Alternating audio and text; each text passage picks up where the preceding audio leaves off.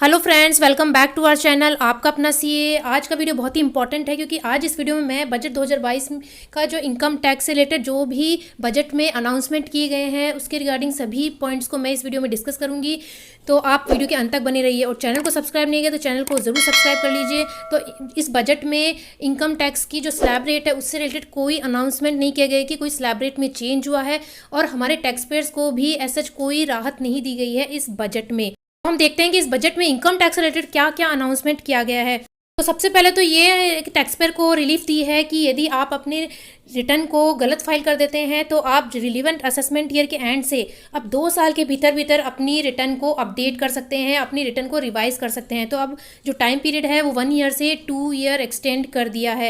और इसके साथ साथ जो कॉपरेटिव्स हैं उनके लिए जो अल्टरनेट मिनिमम टैक्स लगता है 18.5%, उसे भी रिड्यूस कर दिया गया है 18.5% से 15% तक। और इसके साथ साथ reduce surcharge for cooperatives with total income of 1 crore to 10 crore. और इसके साथ साथ ऐसे पर्सन जो डिसेबिलिटी है उनको टैक्स रिलीफ दी गई है। तो उनको अलाउ किया गया है annuity payment to differently abled dependent when parents attending age of 60 years.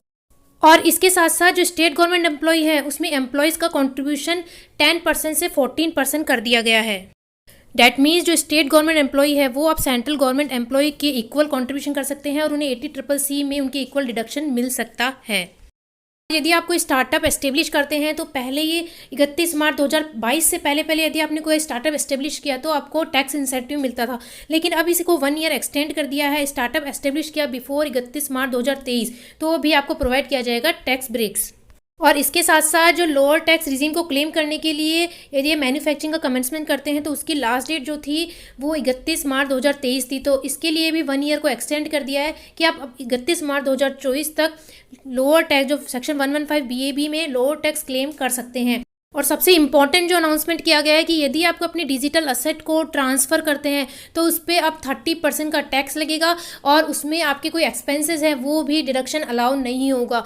इसके साथ साथ यदि आपको कोई लॉस होता है तो वो सेट ऑफ भी नहीं होगा और उस पर भी आपको टैक्स देना पड़ेगा। और इसके साथ साथ यदि सेक्शन 56 के सबसेक्शन 2 के क्लॉज 10 में भी अब गिफ्ट जो है वो टैक्सड होगा।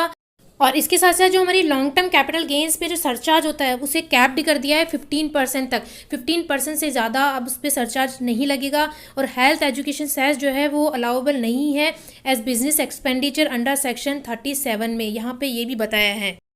और इसके साथ साथ यदि सर्च के दौरान आपकी कोई अनडिस्क्लोज इनकम डिडक्ट होती है तो इसके अगेंस्ट में यदि आप कोई लॉसेस जो होते हैं वो आप अपने लॉसेस को सेट ऑफ नहीं कर सकते हैं, उस अनडिस्क्लोज इनकम के अगेंस्ट में अपने लॉसेस को सेट ऑफ नहीं कर सकते हैं।